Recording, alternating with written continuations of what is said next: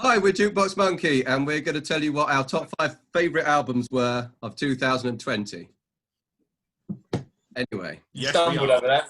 I did stumble. Fuck it, we're going for it.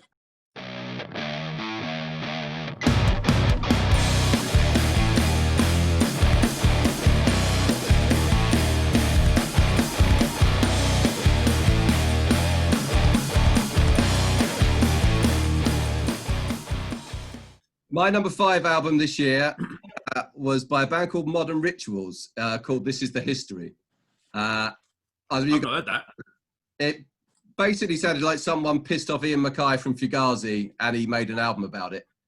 It's heavy, angular, shouty, singy guitar music, and I absolutely bloody love it.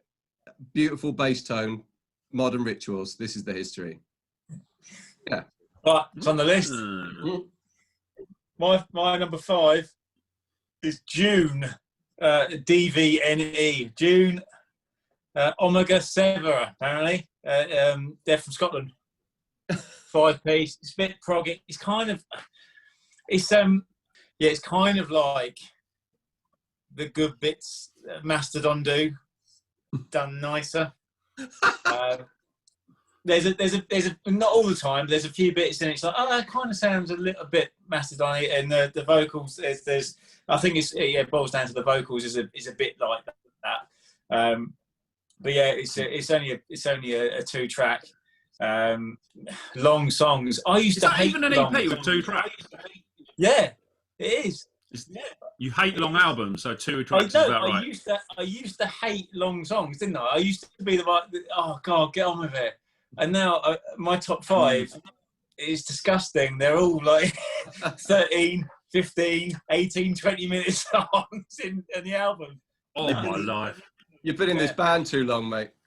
Yeah. An effect on you. Yeah, that's my number 5. June, what was that? They're wicked. Great. Okay. Yeah. My number 5 is Wake of a Nation by Zia Lanada. Ooh. 5. Oh, them again. 5 tracks, I believe it is. Is it 5? Have you guys heard Zia Lanada? I mean, Nick, I know you have. These are the guys you said that you thought I would love because it's quite bluesy and very heavy, and I listened to it and I couldn't get on with it at all. See, I've given up trying to recommend things to people. I don't even know. No, it's weird. It's a weird one. Yeah, but the interesting thing is like it is what it is, right? So like it's bizarre chain gang chanting, with black metal, and you either like that or you don't. Now, I've always been a little bit hit and miss on the black metal bits, to be perfectly honest, because I don't think it's about black metal production, isn't it? It just sounds like it's recorded in a biscuit tin most of the time, and theirs is like not really any departure from that. So you know, you get these brilliantly bluesy bits, and then some like you're kind of going, what are they playing? It's on that black metal bit. I really wish they'd produce it better. But no bass. The new no bass. Huh? No bass. No bass. No bass, mate. No bass. No bass. Yeah, exactly. Yeah, man. But they kind of updated the sound and made the lyrical content much more about like the kind of current affairs, but it kind of brings it bang up to date, so you got like lyrics about it's don't shoot me, it's just a cell phone, all this sort of stuff, the whole Black Lives Matter thing, it's like it really lends itself well to it, and you'd think it would be quite difficult for them to go from the kind of satanic slavery thing straight up to bang up to date socially aware stuff, but it just works brilliantly, and there's just this little injection of like a little dash of modern, almost a hip hop feel to it. And just like a little bit of it just brings it up to date. And then the black metal stuff sounds a bit more comfortable this time around as well. Because they don't do it quite so much, because originally it's just like, this is the formula, so we'll do some of this, then we'll do some of that. Whereas now it's like, okay, we'll do a whole song without any black metal in it. And then there'll be another one that's just complete filth. That first track I've only listened to it once, so that first track, there's almost no metal on it at all, and it's brilliant. I know, exactly, but that sets out the stall for the rest of the EP, and it's a really, really good, pertinent as well, because it's kind of bang up to date, and the issues in there are real ones. so it felt really relevant. Whereas before it felt like a curio, whereas now it feels like they've really got something to say. And I think it's going to be. I think they're going to be pretty big. I think eventually, because I think they've got the ingredients to really kind of speak to a lot of people. Whereas before it was kind of like, here's this weird mix. Whereas now I think it's actually they've taken the old sound, but they've given it a modern relevance now, and it's not changing.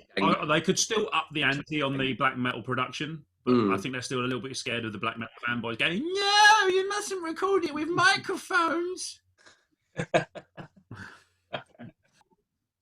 My number 4. He's writing it down.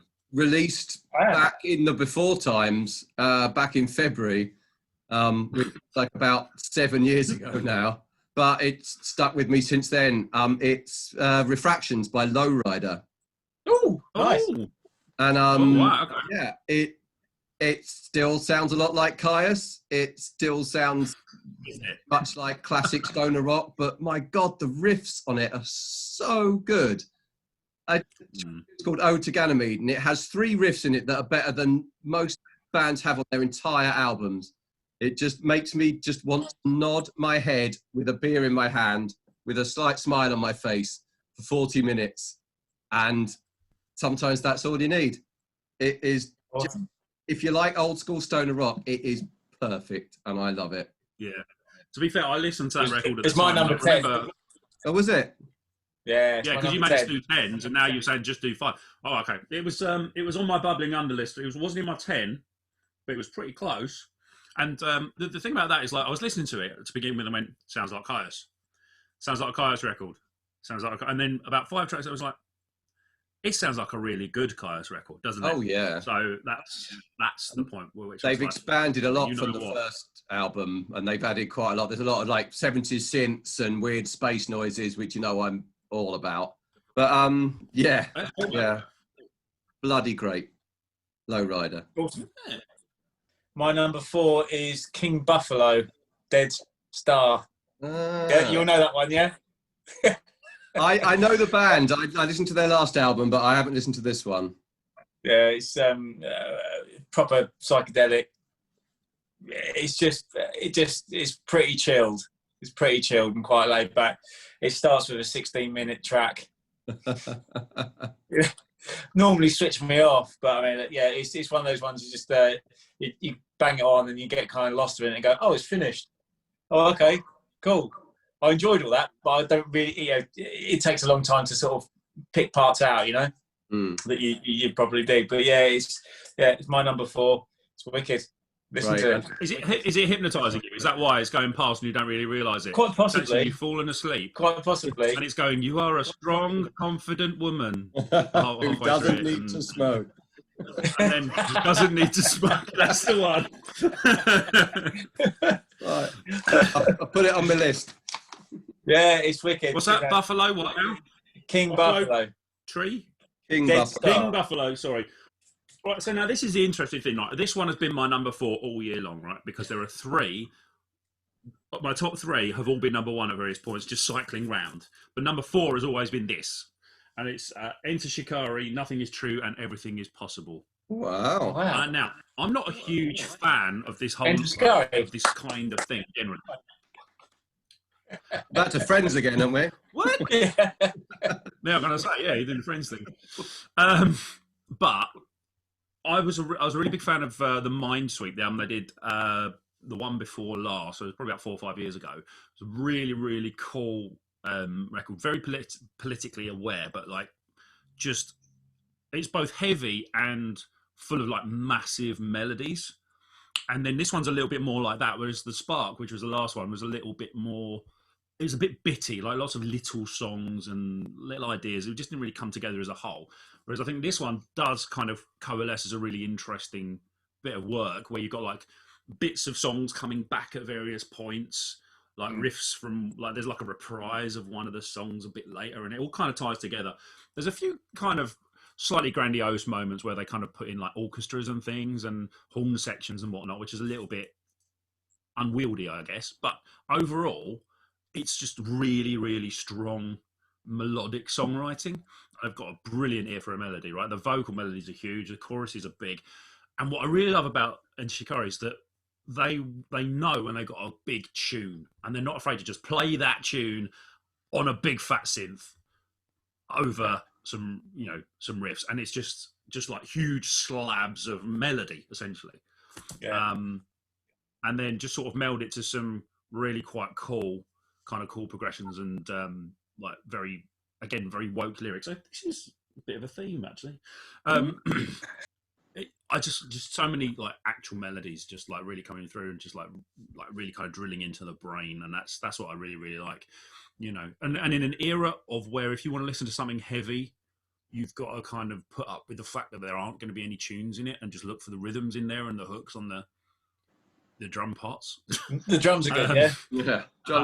It's just nice to have someone that's quite happy to sing a big old tune. Cool. But yeah, nice. Enter Shikari, that's my number 4. Anytime I've ever listened to Enter Shikari, I felt about 80 years old and stopped almost immediately. So maybe I should actually give them a bit more of a try. To be fair, this one's not a bad place to start then, because those little orchestral bits kind of have a bit more of an analog vibe to it than everything. Because I think, especially their early stuff, it's so relentlessly technological. Yeah, it's quite hard to engage with as a sort of analog, corduroy-wearing musician, right? Yeah. Whereas I think this has got a bit more heart to it. Okay, cool. Well, let's get this out of the way. My number 3 is Folklore by Taylor Swift. Yeah.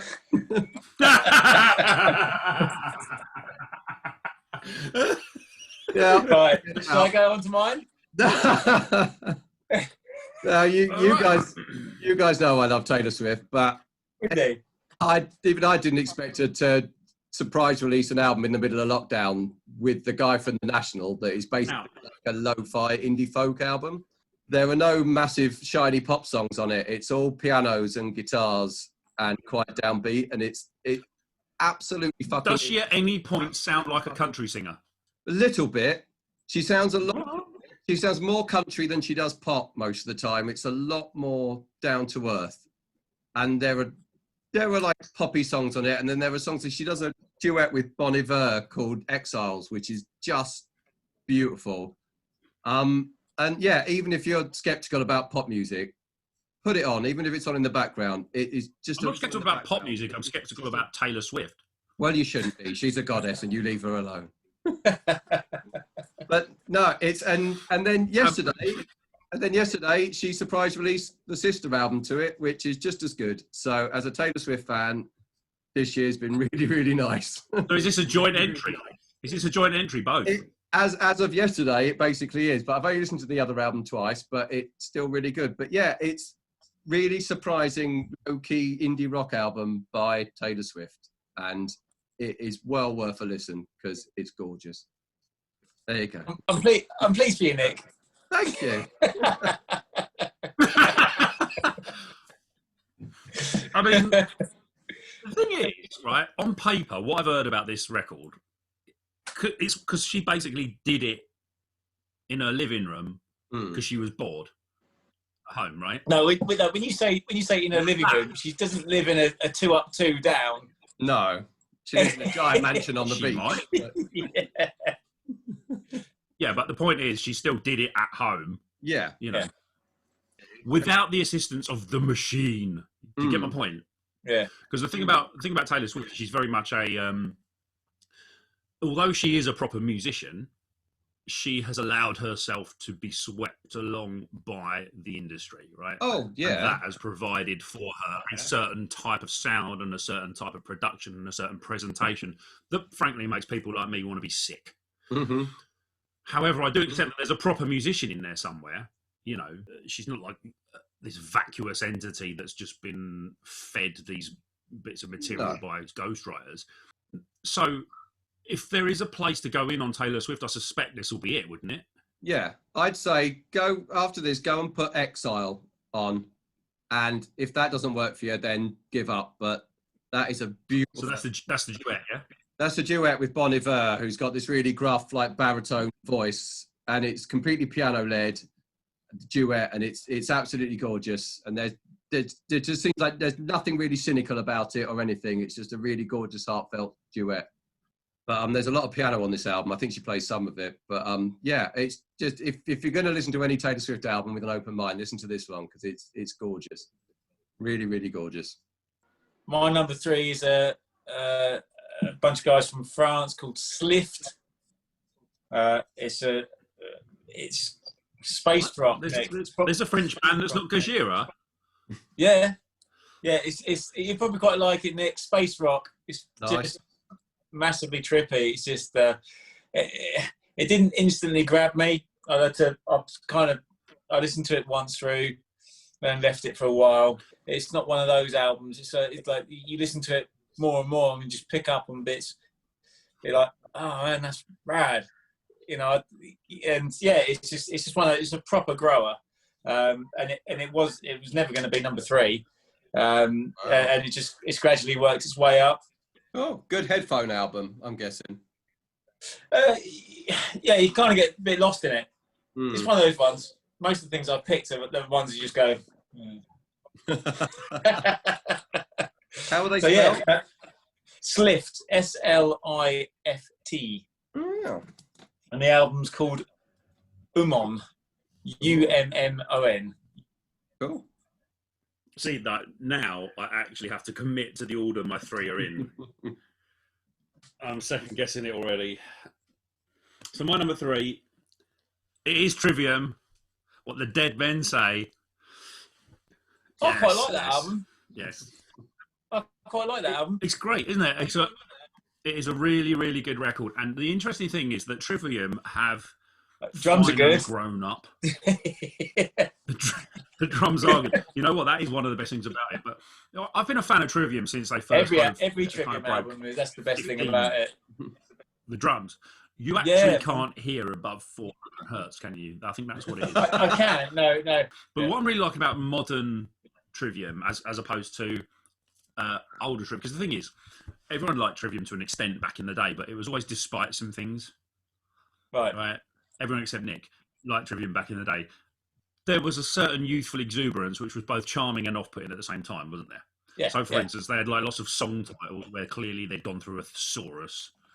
You know, like, was it Gunshot to the Head of Trepidation and I'll Pull Harder on the Strings of Your Martyr, stuff like that. It's like great songs, but a bit try-hard.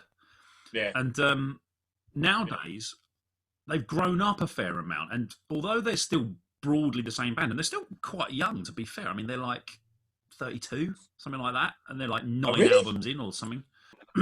Some of that kind of try-hard has kind of gone away. And also vocally, Matt Heafy's vocals are like they've really matured. And what I like about Trivium, as opposed to other metalcore bands, right? Most metalcore bands, they've got too much of a divide between the heavy and the light. So you've got, you know, this Cookie Monster and then a choir boy for the choruses, right? Whereas the cool thing about Matt Heafy is there's an edge to his voice. But that's what Ascendancy was, though, wasn't it? That was, you know. Yeah, exactly that. Yeah, whereas now they're a bit closer together, so there's a bit more of an edge to it. So when they do go for the full-on Cookie Monster bit, it's not so jarring. Okay. You see what I mean? So like, yeah. and his rock singing is proper rock singing now. It really gels well. But what's also great about it is, again, you know, I hate to bang on about melodies, but there's like a massive chorus on every single one of those songs, and like proper big old melodies on it. So I'm not expecting anyone to have anything to say about my top 2. Sorry, typical fucking hipster alternative twat that I am. My number 2 is Stray by Bambara.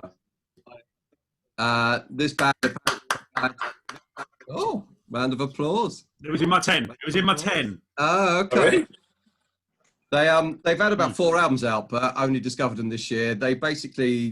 They sound like if early 90s Nick Cave was doing a Quentin Tarantino soundtrack.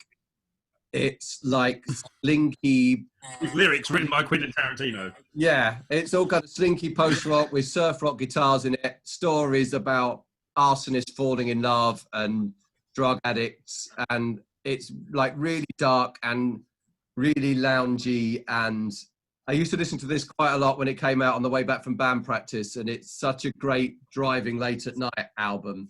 It sounds like it should be playing in the corner of like a sleazy bar with just red light bulbs in it. And yeah, I absolutely love it. It's awesome. Yeah, outside of number one, it's my discovery of the year. Yeah, Bambara, check them out.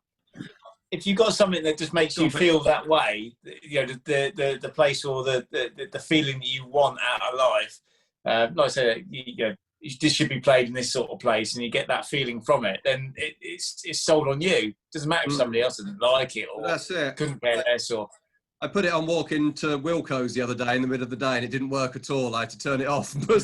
Try. It was like, I should not be listening to this around midday shoppers. Yeah, it was just, yeah, it needs to be played at night with a couple of beers or a whiskey or something like that. It's a really sleazy, dirty little dark. It is very vibey, isn't it? Yeah.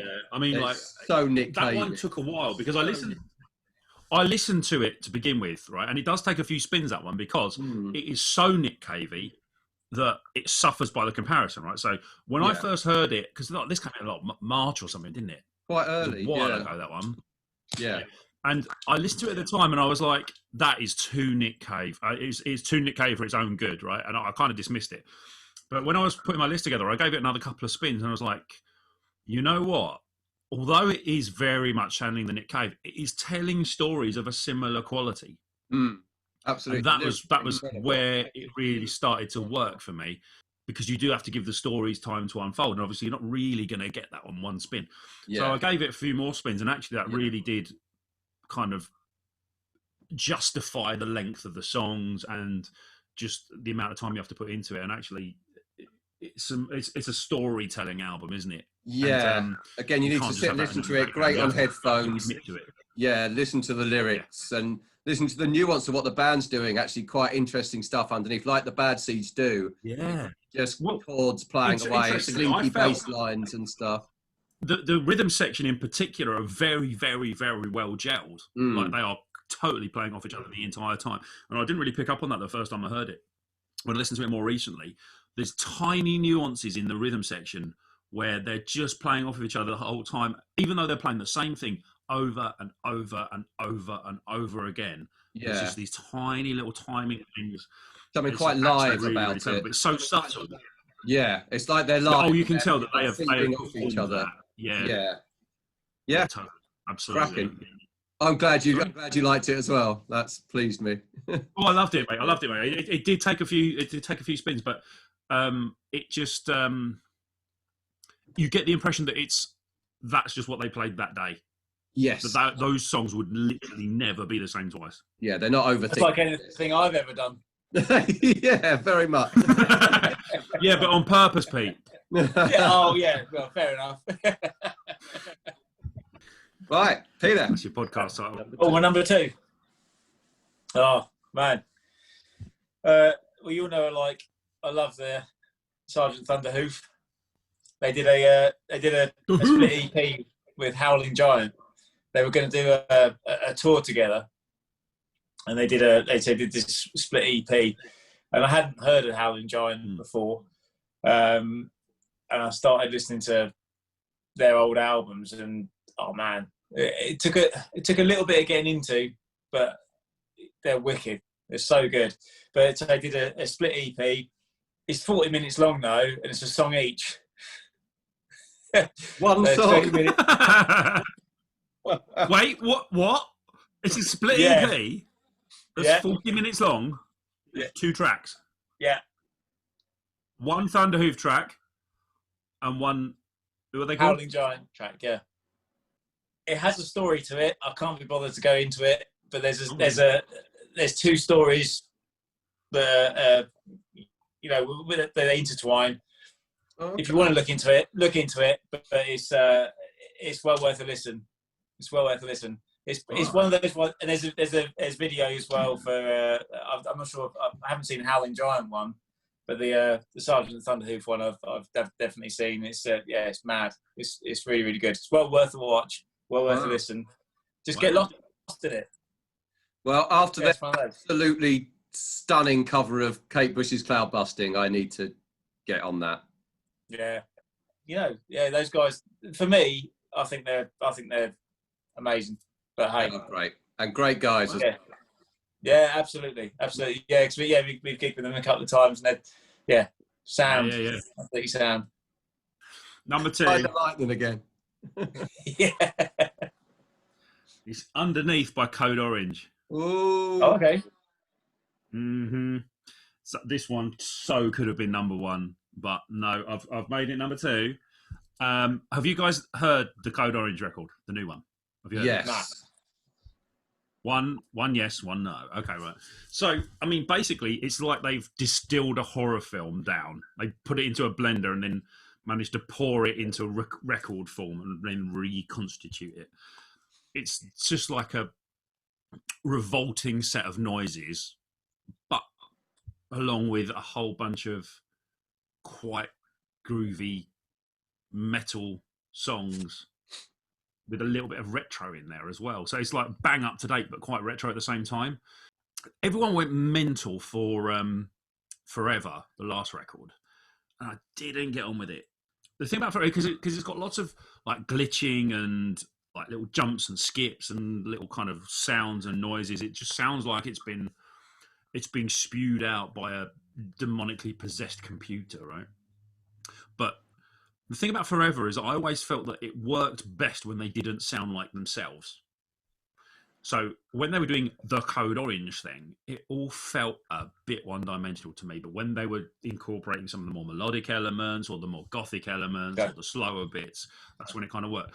With the new record, I think they've incorporated enough changes in pace and enough strange new additions that the whole thing kind of works. So even when they're just being heavy as hell, there's enough little hooks in the songs to really make them pop.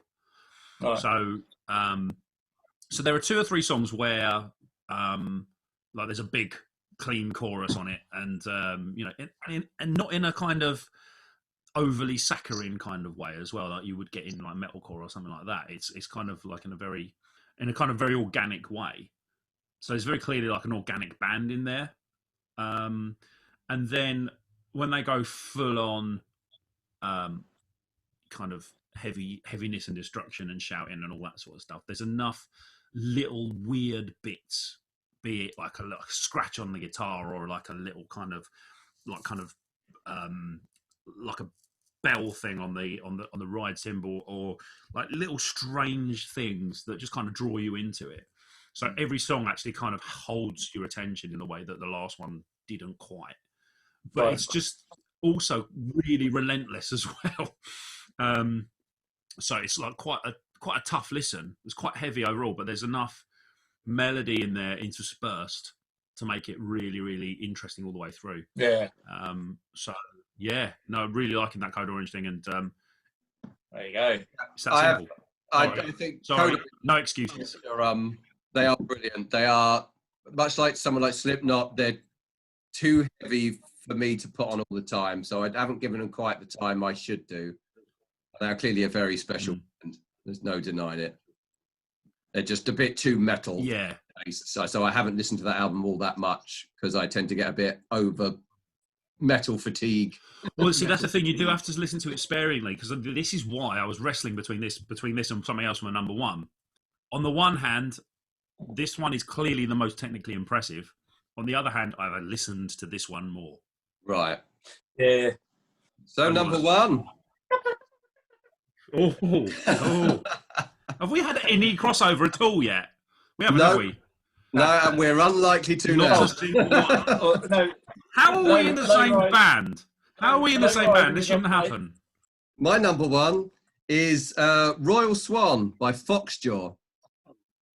Okay, yeah, you mentioned them a few times. But they are a bit of me. This is how I feel when I listen to Vertigo of Bliss by Biffy Clyro, how I listen to Statues by Black Peaks. It's just really exciting, innovative, different guitar rock. It's a bit post-hardcore, it's a bit indie, it's a bit metal. It every single song sounds completely different. There's a song called Triple AAA, which basically is like a big, almost like Foo Fighters rock song. Then there's a song called That's for Bleeding, which has like this weird Hammond organ swing to it. It is way more innovative than a band of their age should ever be on their debut album. And like you said, number 1. Yeah, but like you said, Daz, all 5 of these albums were so close. But this is the one I've gone back to time and time again this year. I've listened to this album so much. It's brilliant. I just really, really, really love this album, and I never get bored of it. And I hear something new every time I listen to it. So that's why it's my number 1. Foxjaw. Fair play, man. Tidy. Fair play. Foxjaw. My number 1 is Dope Lord, Sign of the Devil. Hey! How did I not see that coming? I was sitting there going, what's it going to be? Of course it is. Mate, I liked that. I liked it. I shouldn't like it. It's not one. It's not for me. But yeah. I mean, You've changed, Pete. You've changed. I have an awful lot. Yeah, but it's just one of those albums I've this is one that I kept on just firing back to. It's like, it's just cool just to have on. You can have it. We say you can headphones. It's a headphones one. It's on in the background at work quite a bit when no one else is around. Don't upset them, but I found that I can listen to this anywhere. It's just rad. It's just Stoner Doom. They're from Poland, and it's heavy as you like, and in places, and proper 70s as well. It's just awesome. I think anyone could probably get into this if they like guitar music, if they like anything like we do. Yeah, I was going to say, I don't think my mum would like this. But...